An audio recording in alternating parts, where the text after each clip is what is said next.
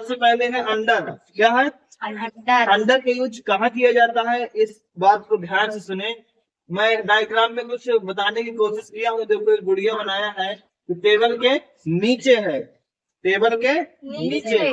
मतलब जब कोई किसी चीज के नीचे पूरी तरीके से ढका होता है ना, तो उसमें अंडर लगता है। ठीक है, समझ में आया? जी। अंडर कहाँ यूज करेंगे, जी।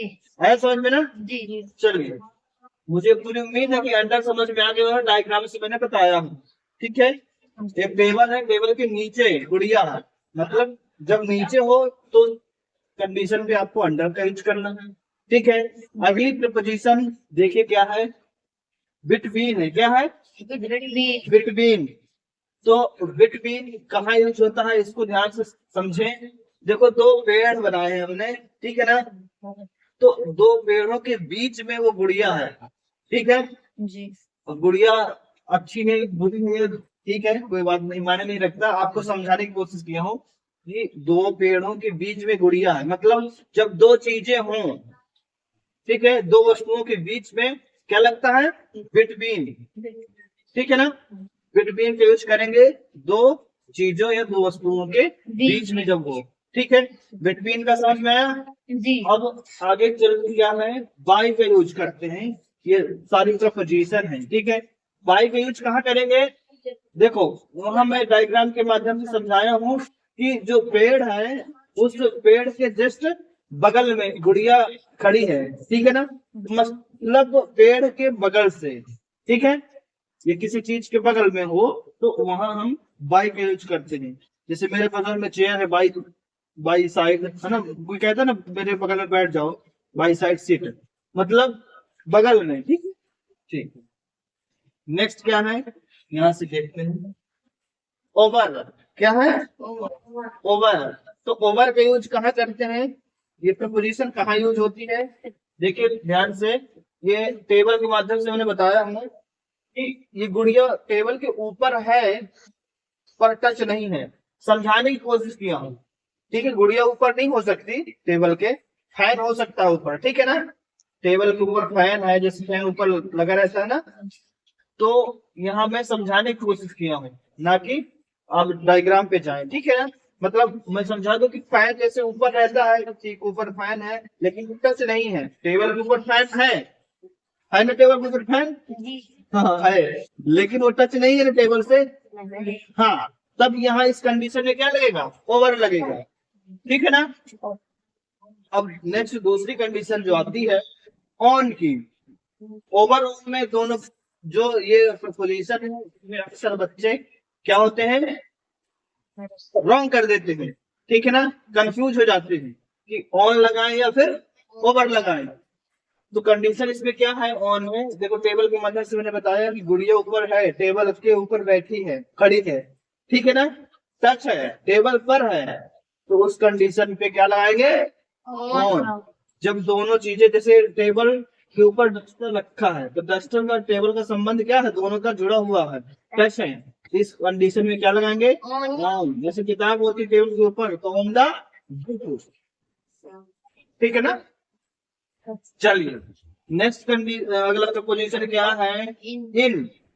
हाँ, इनका थोड़ा सा ध्यान से समझिए, कैसे लग रहा है, उसमें एक कमरे तरफ का डिजाइन किया गया है, जैसे कमरा हो, उधर गेट बना हुआ है ना, और अंदर गुड़िया है, मतलब कमरे के अंदर, मतलब किसी चीज के अंदर और चारों तरफ से ढका हुआ हो, तब उस कंडीशन में क्या लगेगा, इन लगेगा। ये डायग्राम के माध्यम से आप समझ पा रहे होंगे कि इनका यूज कैसे करना है, कहाँ करना है, किस स्थिति पे करना है। वो स्थिति मैंने यहाँ दर्शाई है, एक कमरा है, उस कमरे के अंदर गुड़िया है, मतलब किसी चीज के अंदर हो तो उस कंडीशन में क्या लगेगा, इन लगता है। ठीक है ना, तो ये समझ में आया, इन वालों में आया। चलिए नेक्स्ट प्रपोजिशन की ओर देखते हैं। नेक्स्ट प्रपोजिशन अपनी क्या है, क्रॉस है। अक्रॉस, अक्रॉस का यूज कहाँ करेंगे, ये सारी प्रपोजिशन आती हैं एग्जाम में और काम आएंगे। ठीक है ना, तो ध्यान से समझना, अक्रॉस का यूज कहाँ करेंगे। देखिए मैं डायग्राम के माध्यम से बताया हूँ कि इस बॉक्स से इस बॉक्स में मंकी छलांग करता है, जंप करता है, मतलब ये जो यहाँ ये पुल टाइप में बना है। इधर मान लीजिए आप, क्या है, नदी है, क्या है, नदी है मान लो, है ना, यहाँ वाटर है बहुत सारा, ठीक है। अक्रॉस मतलब इसको पार करना है। जब किसी चीज को पार करे तो अक्रॉस पे यूज करते हैं, ठीक है।